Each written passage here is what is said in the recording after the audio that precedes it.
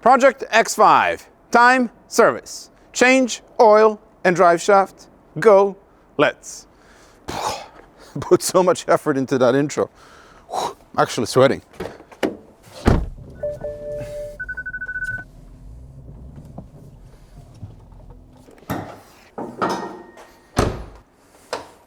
Hello, N62.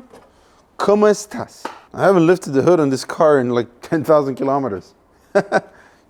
Crazy, huh? Okie dokie, karaoke. I think this X5 is lighter than the new M5. It appears that we have some oil leaks here, which is good. You know, BMW without oil leaks, like beer without foam. So let's take everything off and see what's going on. Bit of wetness going on here. Maybe the rear main seal, that would be a fun one. This is water here. We just had the car washed. That's dry, it's just water. Aha! Where is it coming from? It's from above. The left side and the right side. Now let's take this plate off as well. Yep, that's quite oily there. Look at that. And that's all coming from above. Okay, let's drain the oil and then we're gonna have a looky-loo. We have about 10,000 kilometers on this oil. Doesn't look too terrible.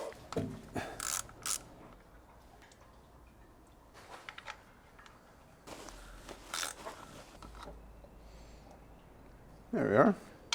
Fresh crush washer. Good and twist. Pre-lubed oil filter, very important.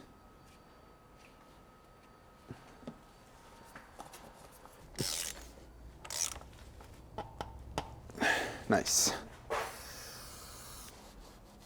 So let's do a little tour of the oil leaks here, huh? The front of the engine is covered in oil, as you can see, and it looks like it's coming from above. I thought maybe upper oil pan, but I can see there that it's dripping somewhere from above the engine mount arm, and you can see it on the AC compressor as well. It's not the front crank seal, it's dry, but there is some wetness going on the right side of the engine as well as on the left side. So not sure what's going on here. Bit of wetness here in the middle as well. That might as well be the rear main seal. I don't know, or maybe just wind blowing oil that way and creating a wet spot there. The transmission is dry, but we have some wetness going on here in the back, and it looks like whatever that is in there is leaking. Some seal or something. I don't know. But yeah, you can see some wetness happening there as well. So yeah, good old BMW, leaking oil. But here you can see where the drive shaft went for the front wheel drive. And this is what my buddy did. He removed it and closed off the holder so dirt can't go into the transfer box. In the back, this car was used in winter. So previous winter, I undercoated the entire underbody of the car with cable grease from Liquid Moly. It's gone from some spots, but you can still see it, for example, here in the body, like the brownish sticky stuff. That's cable grease. You can see it on the subframe as well. And I would say it did a really good job of protecting this car. That's all cable grease there. It's nearly gone, but yeah, every season you need to reapply that stuff if you're driving your car in winter. But this time around, we need to wash the underbody of the car, like really good. And then I'm gonna apply Dinitrol, because Dinitrol dries to a hard finish, while cable grease is sticky. I do think the cable grease is better because stickier is better. It's like an oil film.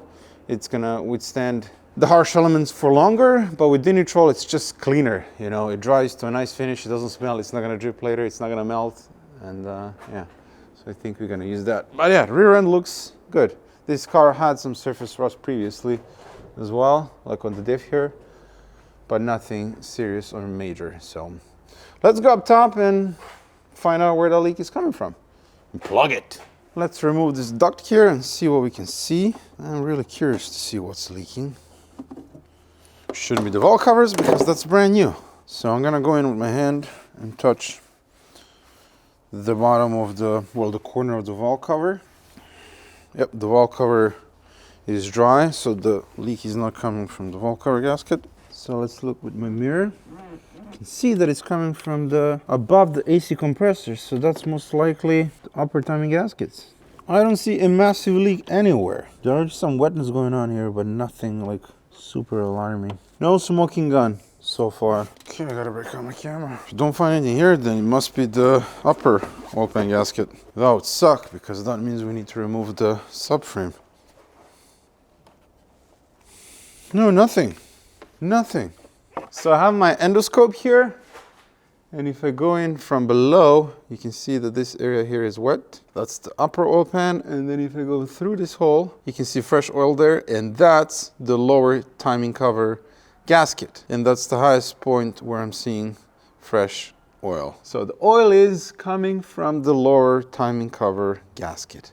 I also think that the upper oil pan gasket is leaking as well. So yeah, we need the lower timing cover gasket replaced and the upper oil pan gasket. And at that point, we might as well do the timing chain and the guides, as well as preventative maintenance. But in order to do all of that, the subframe needs to come down, which looks like a crap ton of work. So this isn't alarming. It's not actively dripping anywhere. It's just wet. So right now I'm just gonna use brake cleaner and clean all of this, then reassemble the covers, and then I guess in the future we'll plan one episode where we're gonna do timing chains and guides on this engine. Let's delete the oil leaks. Big on, oil leaks, big on. Yeah, look at that. Man, it leaks oil? Really? I didn't see anything. Perfect. Oil leak temporarily fixed. We're going with 5W40 fully synthetic oil from Liqui Moly. This stuff is really good. No funnel. It's more fun this way. And no spillage was given. And this vessel actually has an oil dipstick, which is amazing. More. Let's check the power steering level. Needs a tiny bit more, just a tiny splash. That's it. Perfect. How about the coolant? Needs a bit of coolant. I'll explain in a minute why I needed to top off the coolant. Winter windshield washer fluid from Liqui Moly. It's the good stuff. And really convenient and easy to pour. Minus 20, doesn't get that cold. In Frankfurt, coldest I've seen here was minus 14, minus 16 last winter. But Frankfurt, minus 3, maybe minus 5 overnight, worst case scenario. I mean, that's full. I have so many cars at the moment, it's hard for me to keep track of oil changes. So this is how I do it now. A sticker on the hood. And that way I can just lift up the hood, look underneath, and see if the car needs an oil change or not. So the last one was done, well, the previous one was done in February, and it had 201,000 kilometers. And right now we're at 211,000 kilometers. So the next one is gonna be at 221. Every 10,000 kilometers in this engine. So remember the weird climate control issue where I would set everything to cold and it's gonna blow hot here, or I set it to hot over there, it blows cold, and it's just all over the place. Well, one of my wonderful Patreons solved the issue for me. Well, he troubleshooted the issue. We replaced the entire cooling system on this car, and there are 3 coolant lines coming off the heater core in the back of the engine, like behind the engine. And I connected those lines according to the real OEM diagram. And I should have known better, because real OEM is not always correct, so you can't trust those diagrams. Because in this case, I connected the lines incorrectly. The one from the middle had to go to the right, and the one from the right to the middle, I think, or something like that. Well, basically, he compared the before and after me taking off the coolant lines, the original ones, and putting back on the new ones. Ever since I swapped them, that's why I lost a bit of coolant, by the way, the issue has been resolved. The climate controls work absolutely perfectly. So thank you so much for spotting that and helping me troubleshoot that issue. That was freaking awesome. So yeah, happy about that development. Don't need to do the heater core. Time for the winter wheels, because it's winter and these wheels are stupid heavy. Especially the rear ones. Winter wheels, the brakes are doing really, really well. Stock brakes, clean the hub. Brake cleaner. I have wheel hub paste from Liqui Moly. Now, don't put any paste or copper grease or any sort of grease on the mating surface here, on the flat surface. This needs to be thoroughly clean and flat so that the wheel mates properly. Only put paste on the lip here. This is the part that usually rusts of the wheel hub here to the wheel, and then you're gonna have trouble removing the wheels. But if you put it just over here, a little bit on the lip, you're gonna be fine. But this area here needs to be cleaned. That's one of the first things they teach you for when working in a tire shop. That's it. Now obviously also make sure that the mating surface on the wheel is clean as well.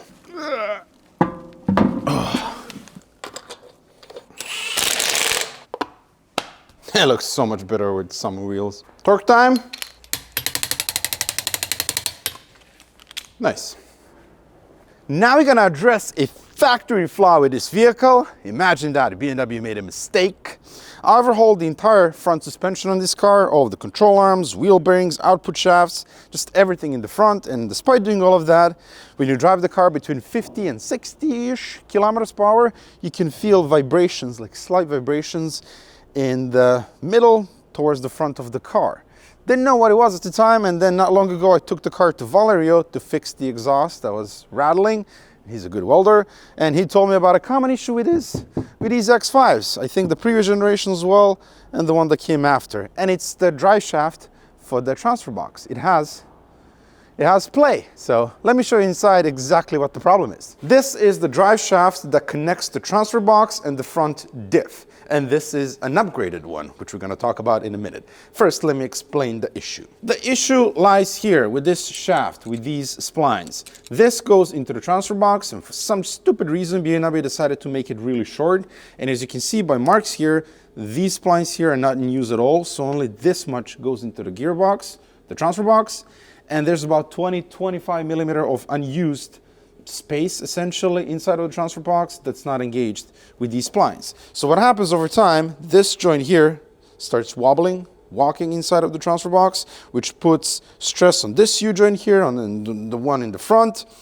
And over time you will have vibrations like I did. But eventually what will happen is this joint will pop, explode. And when that happens, it's going to take out your transmission, the chassis, the transfer box, or even better version is if the one in the front pops, that will take out your engine as well. So this is something you definitely want to address. Right now this car is two-wheel drive, and thankfully we have a perfect solution here. This is an upgraded drive shaft that was sent to me by my man Tony from the US. He specially designed this drive shaft for the E70 X5 and the one that comes after that, whatever that one is called, F15 I think. And it addresses this issue completely. You can see clearly that the splines here are that the whole shaft is longer, so it's gonna fully engage with the transfer box. And he also made U-joints much stronger, so different design. They're also serviceable. You can take out a clip here, service it, replace it, and you can't do that with these units here. And this U-joint here is also stronger and upgraded. So this is a beautiful OEM Plus solution, which is exactly what we love on this channel. So if you own an X5, E70, F15, there's an X6 in there as well. I don't know the model names of the modern cars. It doesn't matter. If you own one of these cars and you have slight vibrations, be sure to address this issue before your car is totaled, because when this thing pops, it usually totals out the car and the chassis and everything, and it's just a mess. So we're gonna go into the bin with this one, and let's put this one in. Tony's contact details will be in the description, so you can reach out and he can sell you one of these beautiful upgraded drive shafts. Project Raleigh! Careful.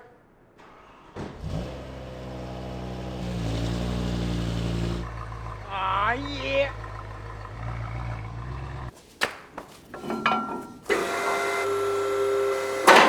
Let's get this cover off.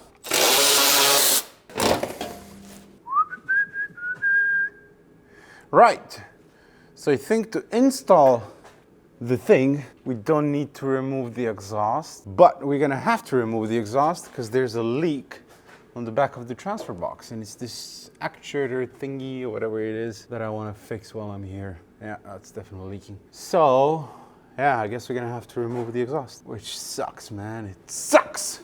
Let me first see if I can do it the lazy way and maybe slide back this heat shield, and then I can get to everything that I need to get to here. Let's try that first. I shall try to lower the exhaust just enough so we can slide out the stupid heat shield. I think that should work.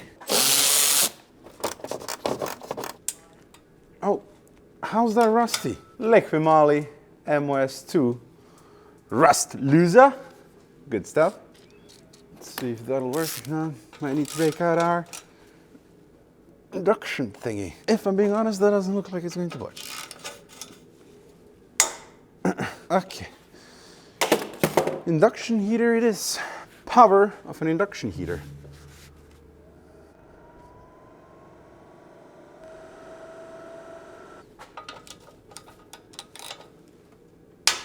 There we go. No, it snapped. No, it's turning. Doesn't sound happy.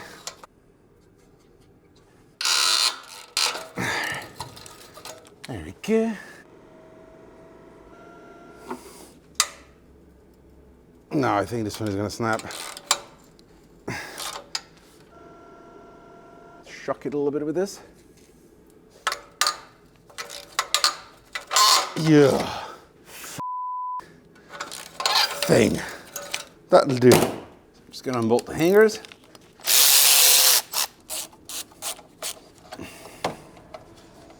Good. I'm gonna leave the hangers in the back, and then let's just lower it a bit in the front, and then I think that'll give us enough access. There you go. Okay. There we go. There you go. Doesn't need to be a lot.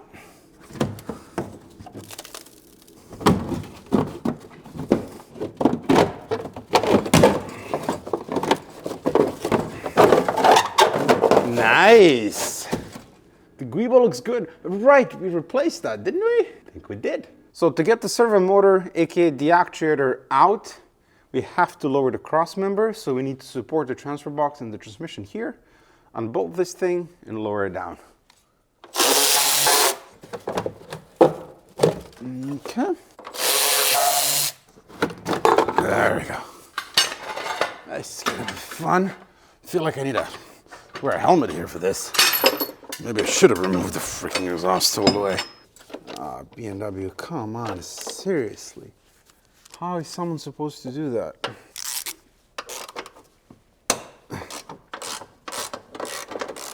So, one long bolt here.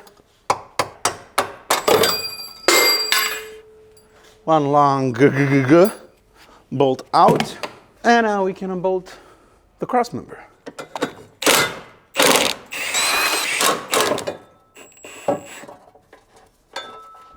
There we are. That's the cross member out. This bushing looks fine. And now we have a clear shot at the actuator. 4 bolts here that we need to remove, and then unplug it, and the whole thing will come out. Here you can see where it's leaking from. I cleaned up this area when we did the oil change, so you can see a fresh leak there coming from that gasket. I bought a rebuild kit, so we're gonna try and rebuild it and reseal it, and hopefully then it'll be fine. It won't leak. Let's unplug it. Oh, this is really loose. Okay, that's all of them loose. So another thing that I also want to mention regarding the service of the transmission that we did. Remember we had the slow engaging reverse.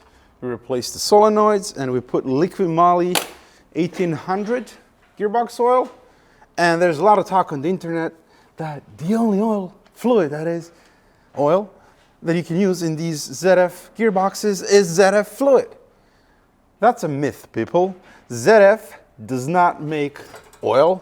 They're not in business of producing oil for the gearboxes, just like BMW doesn't produce engine oil and any other fluids. So just use whatever makes you comfortable. I've used both ZF and Liqui-Moly and other stuff, but mainly Liqui-Moly, and I've never had any issues. This gearbox, after I think 20,000 kilometers we have now on the car since that service, it's perfect, absolutely perfect. Even when it's like dead cold, it works beautifully and perfectly always. So in my opinion, you don't have to worry that much about the fluid. Just go with the brand that makes you comfortable. If ZF makes you comfortable, then go with ZF fluid. When it comes to the filter, There you gotta make sure you use the oily stuff and not some cheap, nasty filters, because that can hurt the transmission. But when it comes to fluid, you know, any premium fluid should do, just like for the engine oil. Okay, this is out. Nice. Here we are on the table. This is the rebuild kit that I got from the dealer, and this is the part number 2413711. Before we blow apart this contraption, let's clean it.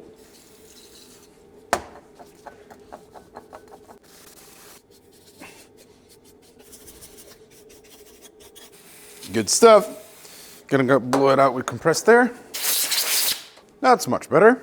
I changed the carbon fiber towel, as you can see.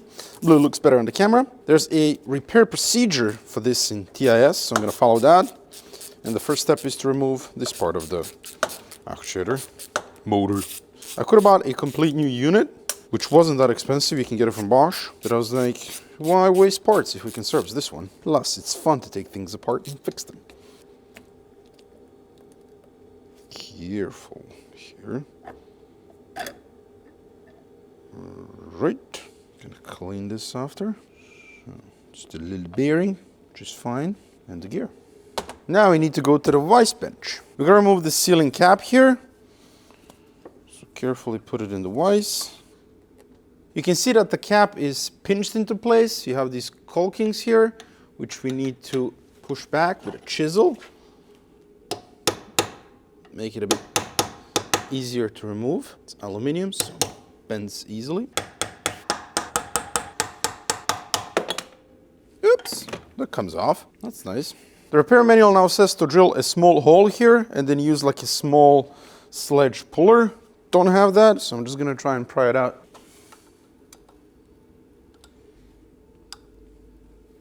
Okay, let's drill a hole there anyway, and then I can use a pick or something and pull it up. There we are.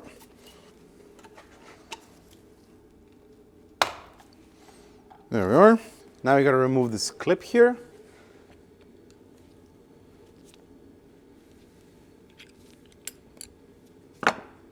That's out. There's some washers inside. Don't lose that. I'm going to go clean up the housing. With that nice and clean, now we got to make sure that this plate fits correctly. If not, we have to push back these edges here a bit more so this can sit nicely in there. Yeah, we're gonna have to do that. I believe the leak was coming from this seal here. I don't see anything else that could leak. There's nothing here on the back that could leak. Anyway, I'm gonna push this back a bit more and then we're gonna test fit it and see if this kind of slots in nice and easy. Okay, that's now good. Got a bit of alcohol here. Clean the gasket, because this gasket isn't supplying the kit. There's another one here. I also cleaned up this with alcohol, the brushes. Gotta make sure that they're moving freely, which they are. And now we're gonna use a bit of silicone, rub it onto the gasket. Okay, so first we need to install this drive gear. So we have a gasket that goes here, just like that. And then we're gonna have to push the brushes back and slide over this plate. There you go. Let's pass the gear. There you go. So make sure the gasket is seated correctly, which it is. And then we slide the housing over, like so, and then we can start the screws. So give it a gentle good twist. Beautiful. Now we gotta put some grease in the housing on the gear, and the repair manual says that we should use Satral GE grease. Don't have that. That's lithium soap grease. The only thing that I have is Schmier Fix from Liquimali, and this is calcium soap gear. And according to the internet, they are interchangeable somewhat. I guess lithium has higher temperature resistance, but in this case, it doesn't really matter. And calcium has better water resistance, and it looks exactly the same. Like the color is pretty much the same. So we're gonna squeeze some of that here. Don't want to go too crazy, but do want to make sure we have enough. That looks about right. So next we have this. Have a brand new gear here. So push this gear here. So now we need to press in the seal. Repair manual says to do gently, manually. So just push it in with your finger. Not super easy. Pop this in. You can add a bit more grease here to size. Next we have this plate and the clip. Nice. And that's what that looks like. Schmear fix. Liquid moly has freaking everything. I don't even remember why I bought this, to be honest with you. I just dug through my collection of grease and sealants and whatever else, and I found it. Good thing I ordered it. If you go through the entire liquid moly catalog, you're gonna be surprised what they have. They have literally everything. Okay, the next step, per the repair manual, we need to put some RTV sealant around here to make sure the new plate seals. And then we need to pop this one in and then push these edges a bit in. But you gotta be very careful because this is aluminum and it's very thin and it can break rather easily. So let's do RTV first. So you're gonna do a bead, thin bead here.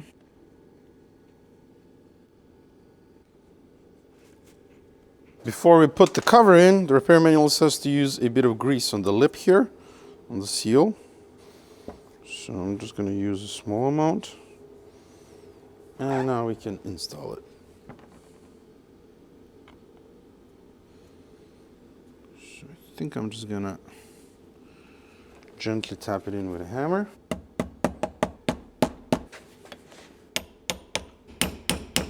There you go, it's going in. So gotta make sure it's seated all around.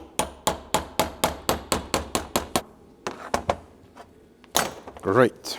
Now we need to put a socket over this, put it in the vise for about 15-20 minutes for the sealant to set, and then we can kind of push this back in. Found a suitable cup, so let's go put this in the vise. And naturally you don't want to over tighten this, it just needs to be gently pressed in so it puts pressure and the whole thing can seal. That feels right. So we're gonna leave that for about, I don't know, 15-20 minutes. In the meantime, okay, I don't think our leak was coming from the actuator seal here. I think it's actually coming from this plate here. There are needle bearings behind it and there's an O-ring here. And I think the leak is coming from there. Now I'm not sure if I can remove this plate while the transfer box is still on the car. I don't have a replacement O-ring. That's not available from BMW. You gotta buy a rebuild kit for the entire transfer box to get that. So I wanna see if I can remove it. Then I can seal it with something. You can use a bit of RTV or something else to seal it. So let's see if I can pry this out. Or we need to gain access from the behind of the plane and push it out, which we won't be able to do. I'm just gonna have to leave it like that. I think it's moving. Yeah, I would say. Oh, we have progress. Yes. Gingerly. Yes, it's out. So, needle bearings there, and that's the O-ring. I think the leak is coming because of that O-ring. And I don't have the replacement O-ring, which sucks. Doesn't matter. Yeah, it's not that pliable.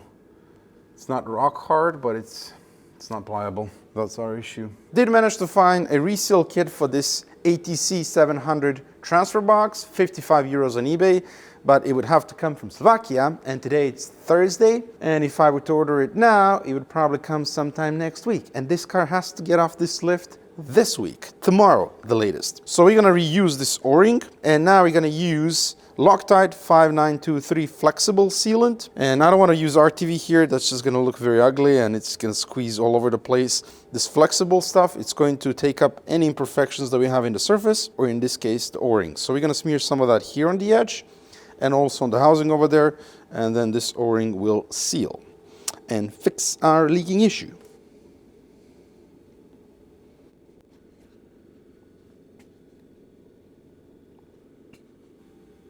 Good. Gonna do a bit here as well. Okay, I put the O-ring on the flange. And now gently tap it into place. And I guarantee you that's not going to leak. No freaking way. So when in a pinch, that Loctite stuff is amazing. Okay, this has been cooking long enough. So now we can carefully bend the tabs. You gotta be super careful here. And that's how you do that. Basically here, you're just gonna make sure that everything seals so that water, dust, dirt doesn't go into it. If it does, then this whole thing is gonna be ruined. Anyway, let's put this back on the car. By the way, I did find the resale kit in Hungary and Lithuania as well, 25 euros. So if you're doing this job, replacing or servicing the actuator, order that stupid O-ring as well. Be prepared. That's a bit of oil on the lip there. And now I can plop in the actuator.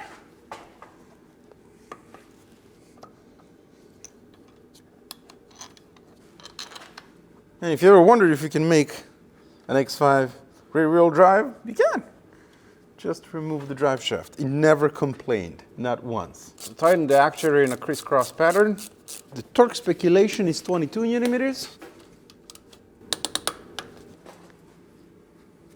And there you have it. We fixed a leak and prolonged the life of the actuator by replacing the gasket and cleaning it. Also, when servicing this actuator, we're gonna have to fire up ISTA after and run the service repair procedure, which I believe is going to relearn the actuator or recalibrate it. So we're gonna do that later. Next, the drive shaft.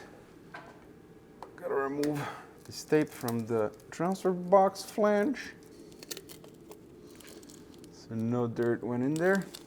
Here you can actually see how long the splines are inside of the transfer box. And you can see where it was sitting before. You can see the marks, the rust. And the rest of it in the back was not used. So now it will be used. Do a bit of cleaning. Gonna clean the rust here from the flange. That's nice and clean. To get the drive shaft in, we gotta remove this reinforcement plate.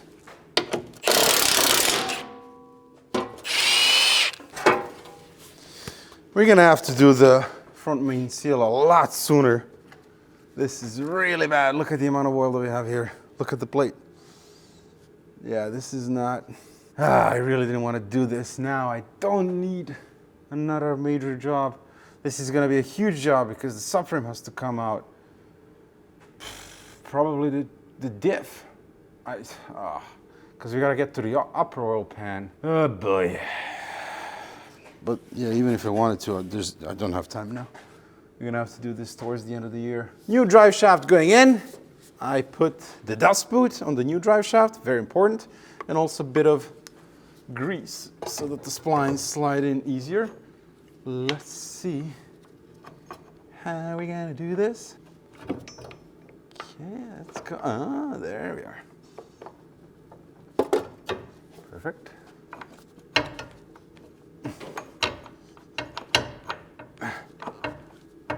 Ah, there we go. You're in. So, we gotta make sure that this boot clips here. There. That's the sound that the repair manual said we would get once this snaps into place. All right, I'm gonna apply medium thread locker on these bolts here.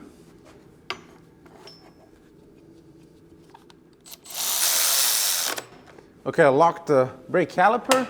So now we can torque these bolts. The torque spec is 40 newton-meters and then 45-degree angle. We'll do the torque angle later. Now I want to put back the cross member.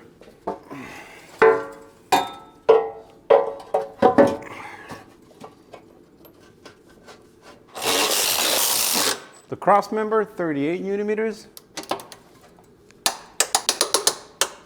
Now the rubber mount.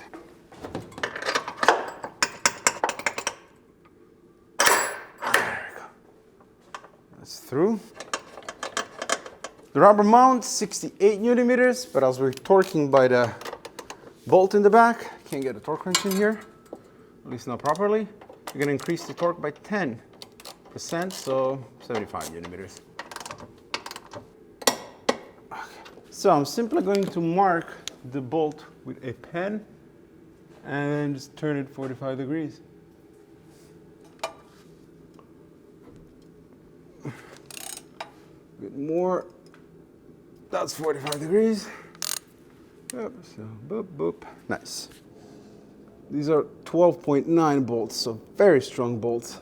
And that's all of them torqued. That's the drive shaft installation done. Okay, I'm gonna button up the exhaust off camera and then let's do something else. Now we're gonna replace the rear shocks. If you remember, we replaced all 4 of them back in the day, but Bilstein only had B6 for the front, and for the rear they only had B4, which is this black one.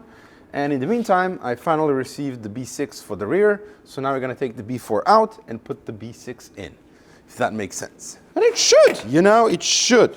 So unclip the brake line. Das ist raus. There we go. Whoa. Stupid car. We gotta remove 3 nuts on the top.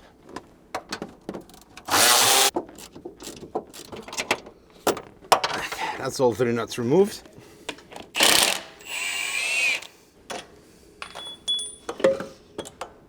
And that's how easy it is to remove shocks on the X5. One thing, literally the only thing that's easy on the X5. This is our brand new Billy B6, courtesy of Bilstein. Thank you very much. We need to transfer over the dust boot, but there's actually more to it. Gonna show you something interesting in a second.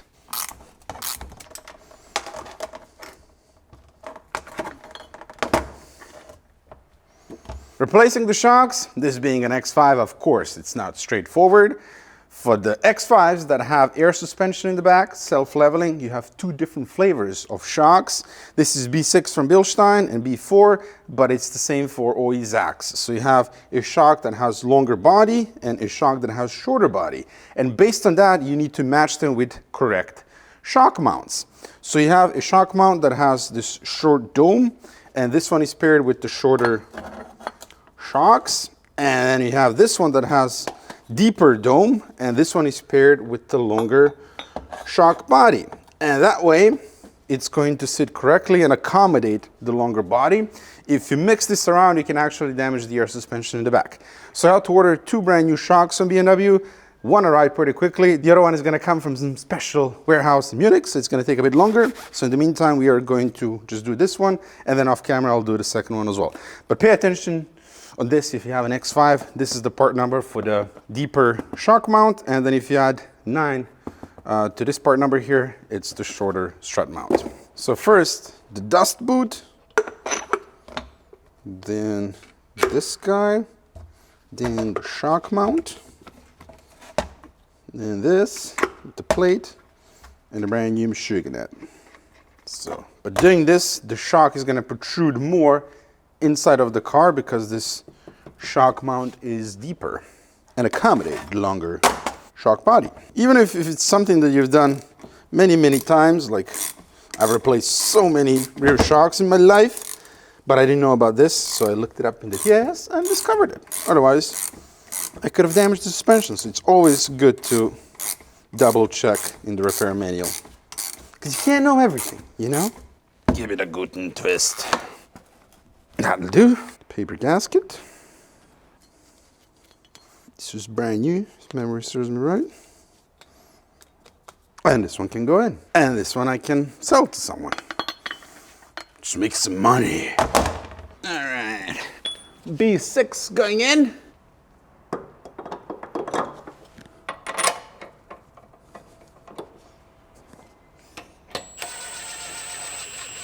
We gotta load the suspension before we torque that bolt. I'm gonna start the bolts up top. I loaded the suspension with the transmission jack, and now I can torque this to spec, which is 165 Newton meters. Nice. And then we have a clip here that holds the brake hose in place. Nice. See how it now sits further inside of the car? Anyway, the torque speculation is 56 millimeters. Beautiful. This is a giant 4x4 hateful SUV, and I wish I don't own it But I do. My wife likes it so much, I can't get rid of it. So I'm thinking, might as well reap the benefits of having such a big giant turd and put a tow bar on it so I can tow junk around. You know, I have a lot of broken junk. This thing didn't come with a factory tow bar. You can buy a used one, original one, but they are overpriced, rusty garbage. So I went with a brand new one from Westfalia, 450 European shillings. I've never fitted a tow bar to a car, so I'm sure that's going to be easy and fun. So let's start this miserable process. Once all of this is done, I gotta take the car to TÜV to get it inspected so they can enter into the papers that I put a tow bar on this car, and then I need to go and pass a driving test, have my driving license adjusted so I can tow stuff. Right now I can only tow a little bit, I can't tow cars. Right, I guess that's it. That is a tow bar, huh?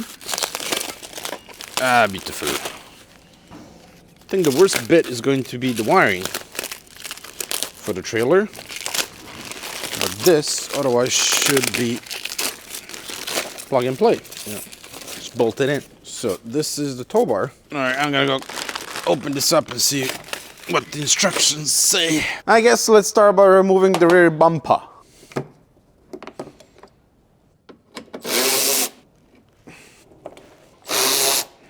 There's another screw here, so we gotta pull back this trim.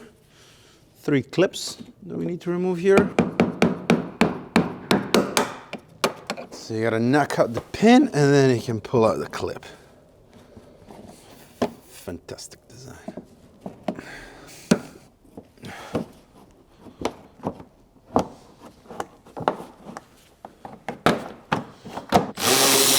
Another clip here.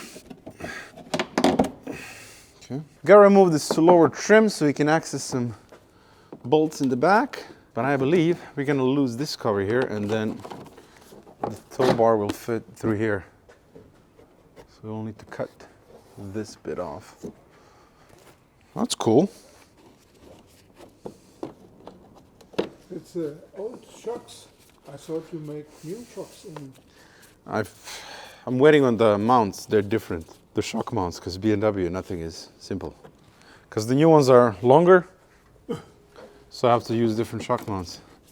But yeah, this is going to be confusing for the audience because I already did the shocks in the video. Oh, there it is.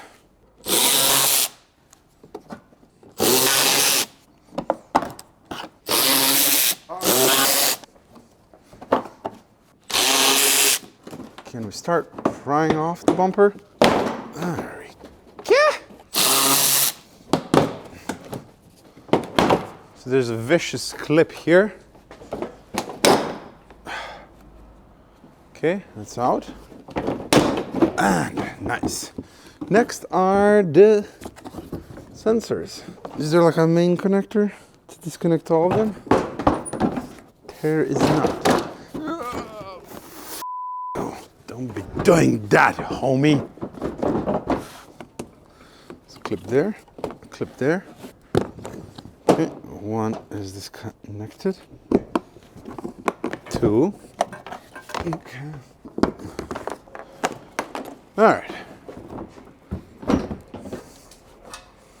That's the bumper off. Now we gotta remove the crash bar. First, this bit of plastic here. There it is. How do you remove this? Cool. So the stock crash bar needs to come out.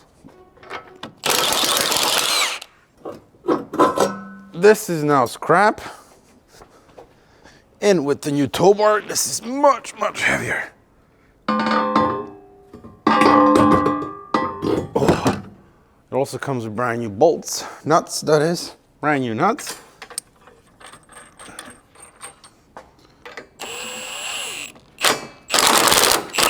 The tow bar, 108 newton-meters.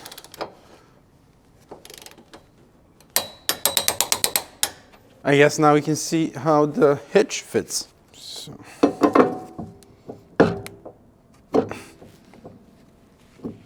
Am I being stupid? Probably. I think you need to pull it. There it is. Nice! And then you take the key and that's it. Beautiful. Done. I wish we were done, but we were just starting. This was the really easy part. Now I gotta do the wiring. Okay, I removed the tow bar. We have to trim this plastic here a little bit, this corner, because it's hitting the tow bar and it's making this rattling noise. So we shall trim it just a little bit.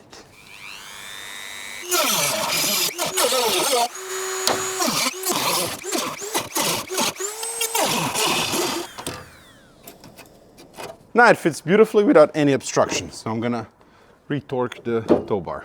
Okay, now we gotta do the wiring. I just studied the instruction manual and I still don't know what I'm doing. But the wiring has to go somewhere around here to here. This is where the plug is gonna be for the trailer. And then the wiring is gonna go through this grommet inside of the car, and there's a fuse panel here. So we're gonna have to remove the stock one, use the one that's supplied with the car, and then fiddle on the inside. So let's blow apart everything there and get to the fuse panel. Should be here, yes. Good, that's the fuse panel. So this is the wiring loom. This in here plugs to this connector that's gonna live next to the tow hitch. And then on the inside, we have this little module that we need to plug in. A couple of ground wires, CAN wires, power and fuse that we'll need to figure out in a bit. So first I'm gonna run this to the outside using a brand new provided grommet. And we're gonna use the parking sensor wires. So this is gonna go through here and then the parking sensor wires are gonna go through there. Okay, I'm gonna do that off camera because this is not fun to film. So I'm gonna get this as far away as possible from the exhaust. I can go through here and here. Yes, that'll do. Okay, now we're gonna connect the connector. Okay, this bracket goes here. This is gonna go through here and then through this grommet. Cool. And then to connect this connector, it's pretty easy. You have basically schematics here how to do it. So that's the plug connected. Can go in only one way. Can almost feel the summer. It's a nice sunny day and it's above 10 degrees. Thank goodness. Okay. Now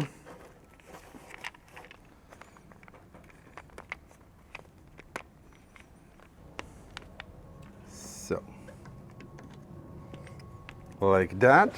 Grab a washer, then a machine hat. And because it's nice and sunny, airplanes are flying over the shop every 30 seconds to 2 minutes. You can hear one. Yeah, I mean, listen, it's quite nice. Very calming, you know? Only when it's nice and sunny. When it's shit weather, they never fly over the shop. So, doesn't need to be crazy tight. Just waterproof, I guess. Good. Now I just gotta tie neatly this cable in the back so it's not touching the exhaust or near the exhaust. So we'll leave a little bit of slack here so that this can move. Like that. Okay, like that. I'm gonna get some manual zip ties. These are too thin. So there's a holder here for the parking sensor cables. So we'll tie one there. It's far from the exhaust, which is good. And also it's not rubbing on anything. So this is all professionally done. This is the connector. It can swivel. Then it's tied far away from the exhaust here. There as well along the parking sensor wires there, and then it goes through this tube hose so it doesn't rub up against the metal. And then I zip tied it here, and then it goes inside of the car there, and I made sure that's all watertight and whatnot. Nice. Okay, now we're gonna focus on the wiring inside of the car. The wiring inside of the car, it's actually super easy and pretty straightforward, but I had Oli from Movi Motors explain this bollocks to me. So first of all, you have ground wires. Just connect them here to this ground point on the chassis. Super easy. Then you have this module box that's supplied with the kit. Put it in here. There's an empty slot, well, at least in my car. And then you plug in this connector. From this connector, you have an orange wire. This is for the ignition. And that you can tap into this number 1 connector here on this module. And it is a green-white wire. Then you have can low and can high. That's also on this connector here, and they're matching colors. So just splice in green to green and then green yellow to green yellow. And these connectors are supplied in the kit. Works out super easily. Then you have this black red wire. This is for the brakes, for the brake lights, and you can use this connector here for the tail light. Just use pin number 2, which is black blue, and splice that in. Once that is done, you have this main wire for the fuses. Unbolt this fuse box, 3 screws, flip it around, and then just plug in the cables here. So you have this number 20 fuse now. This is red and blue, and then the one next to it is fully red 15 amp fuse. And that's it. It all works out quite nicely. So I'm just gonna tidy this up, and that's it. The installation is done. We can put back the bumper. And there it is, all nice and tidy. I gotta say, for the money, this kit is fantastic. Superb quality, everything fits brilliantly, and it's easy to install. And that's coming from someone who absolutely hates electrical stuff. Now we gotta make a cutout in the bumper here, so we can install the hitch.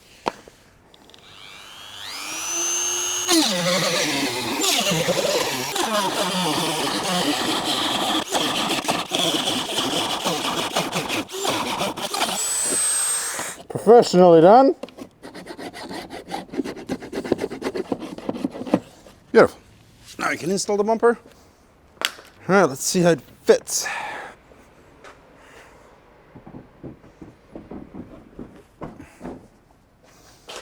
Yeah, that's pretty good.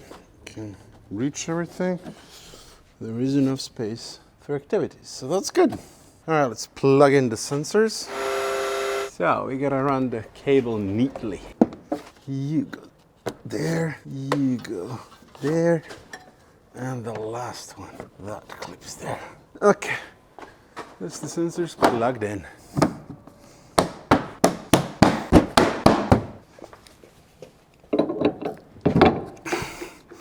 Yep, fits nice and clean. That's beautiful, man.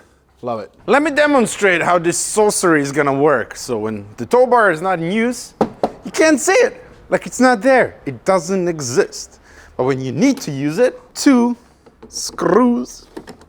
One here, another one here. And you have access to the tow bar. And the hitch can go in. That's it. Beautiful, isn't it? Quite happy with that, man. We have a tow rig now. And just like that, we have a tow rig. Oh, let's not spill the goods. Look at that. It leaks oil, but much like beer without foam, it ain't a BMW without oil leaks. It's just no good.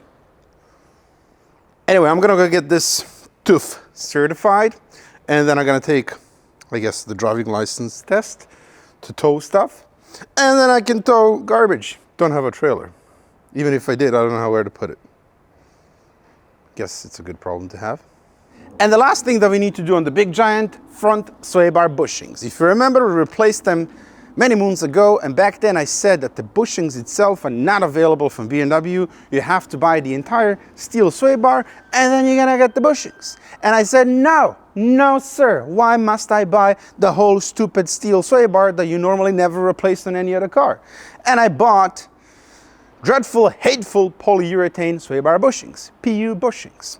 And they are barking, screaming, making all sorts of noises right now. They're actually louder than stupid pigeons on my balcony. Unfortunately, I can't shoot the pigeons, but what I can do is remove the PU bushings and launch them to the outer orbit. I got rubber sway bar bushings, is what I'm trying to say. So let's replace them. Now, because the X5 is such a beautiful car to work on, I can't get to the sway bar brackets, sway bar bushing brackets. So I'm gonna have to use 13 extensions to get to the bolts from the top and bolt them, and then we're gonna jump underneath and remove the PU bushings. Oh, beautiful, there's a line in the way. Ah! I mean, okay, that's one.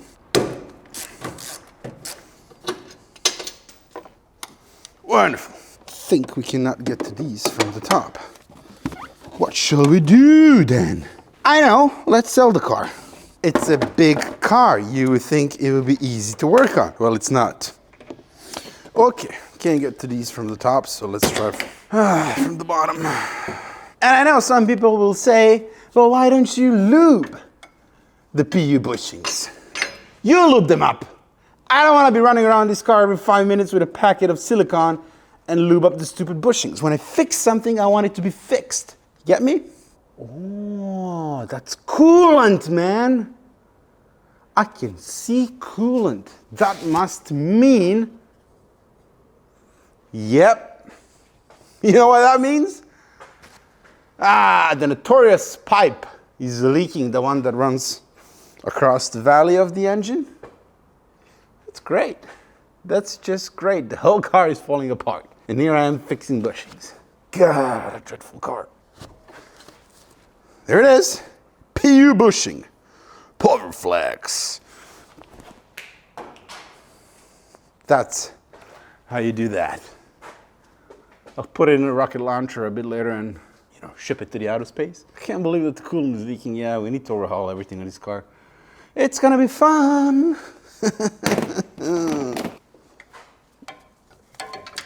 I see. There is no space to turn the ratchet now. How wonderful is that? Nope.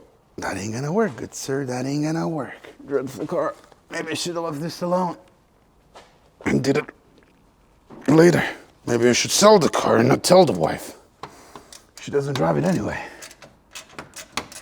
Bet she wouldn't notice for the next 2 years, probably. Well, that's one. Okay, I got the second bolt out from the top. That's the brachetio. And the stupid PU bushing is coming out. Here it is. It's full of grease and yet it was still making noise. Actually, the intersection is pretty dry. I still refuse to cave to the goblin from BMW that's forcing me to buy the complete sway bar. So I ended up with these rubber bushings from Tedgum. Even though it sounds like a bubblegum manufacturer, it's actually a company from Poland that makes bushings. Don't know about the quality. Think I've used them once as an experiment to see if it's any good, and I think they held up fine. I don't recall having any issues with these. In any case, they can be worse than old rubber bushings or PU bushings. So I'm gonna pop these in and see if this fixes our noise issue. Let's clean the sway bar first. Remove the grease. Yeah, you can actually see how the PU bushings were wearing down. Yeah, see that black on the towel? That's all PU bushings disintegrating and wearing down. Here we go. Pop it in. Yep. Okay. The second one. The bracket. Well, it fits pretty nicely, I must say. Wonderful. That's the bracket in place, and I started the bolts, so let's torque them from the top. The torquilation is 56 Newton meters. That's the bushings, well, new rubber bushings installed. If they start making noise again, I think I'm gonna set the car on fire because that seems like a sensible thing to do.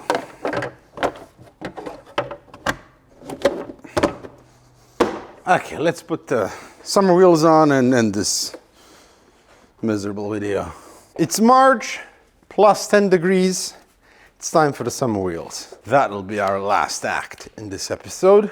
I don't like these winter wheels. It looks so much better with summer wheels.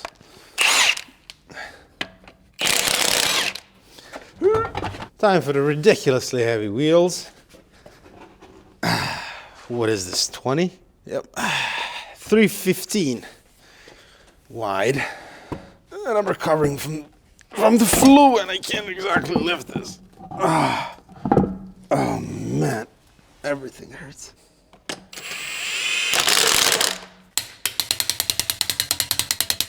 Excellent. Now I'm gonna go wash this turd because it's very dirty. Wow! It looks like 300,000 bucks, doesn't it? Minus 290,000 bucks, but you know, it looks good. It's cleaned up. So we're gonna wrap up this episode here. In the next one, which will come on the main channel, we gotta service the engine extensively. So it's leaking oil, it's leaking coolant, and we just need to reseal the entire engine pretty much. So we're gonna do the timing chain guides, all of the gaskets in the front, on the bottom. I think might as well do the rod bearings because we're gonna have all of the oil pans off and you know, whatever else is in the way. Besides that, it's good. I just test drove it, works fine, no more vibrations, 4x4 system is working fine, no lights on the dash, so it's all well in the world except for the leaks. But I'm gonna push that and delay as much as I can because I don't have time to do this now. It's a massive project and I'm gonna hate every second of it because so much of this car needs to be taken apart to get to all of those gaskets and stuff. I'm off now to the United States of America for 2 weeks. I'm going to visit Peter from Party Racing in Virginia. We're going to film machining of the S62 block and heads. And then I'm heading to Florida to help another small-time YouTuber fix his BMW M3. And I, of course, bought something of my own. So that's coming up. There's going to be a bit of a gap in the content because I'm going to be gone. Can't be at 2 places at the same time, you know, still have that issue. But once I'm back, we're going to pick it up again. Anyway, thank you so much for watching. See you in the next one. The X5. I think that'll do. I don't wanna...